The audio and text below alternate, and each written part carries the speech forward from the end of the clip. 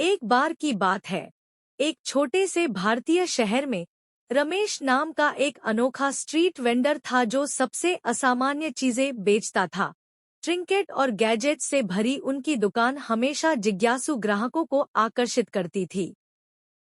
एक दिन रमेश ने अपने नवीनतम आविष्कार का अनावरण किया, जादुई चश्मे की एक जोड़ी जो पहनने वाले को भविष्य में देखने की क्षमता प्रदान करती है। दूरदर्शिता के वादे से प्रभावित होकर शहरवासी रमेश की दुकान पर आने लगे, खुद के लिए चश्मा आजमाने के लिए उत्सुक थे। जैसे ही यह बात फैली, शहर में उत्साह फैल गया। रहस्यमय चश्मे की एक झलक पाने के लिए पड़ोसी गांवों के लोग दूर दूर तक यात्रा करते थे। कुछ लोगों ने दावा किया कि उन्होंने बड़े भाग्य के दर्शन देखे हैं, जबकि अन्य ने धुंधली छवियों के अलावा कुछ नहीं देखा।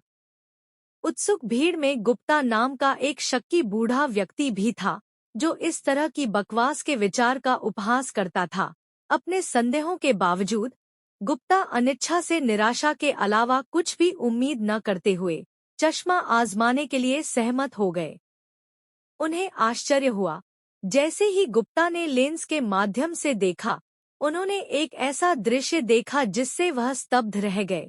उन्होंने खुद को दोस्तों और परिवार से घिरे एक भव्य विवाह समारोह में खुशी से नाचते हुए देखा। इस दृश्य से उत्सुक होकर गुप्ता यह महसूस नहीं कर सके कि यह उनकी कल्पना से कहीं अधिक है। सच्चाई को उजागर करने के लिए दृढ़ संकल्पित गुप्ता ने जांच शुरू कर दी। उन्हें यह देखकर आश्चर्य हुआ कि उनका एक दूर का रिश्तेदार, जिससे उनका लंबे समय से संपर्क टूट गया था, एक शादी की योजना बना रहा था और गुप्ता को इसमें शामिल होने के लिए आमंत्रित किया गया था। कृतज्ञता से अभिभूत होकर गुप्ता अपने भविष्य की अप्रत्याशित झलक के लिए धन्यवाद देने के लिए रमेश की दुकान पर लौट आए।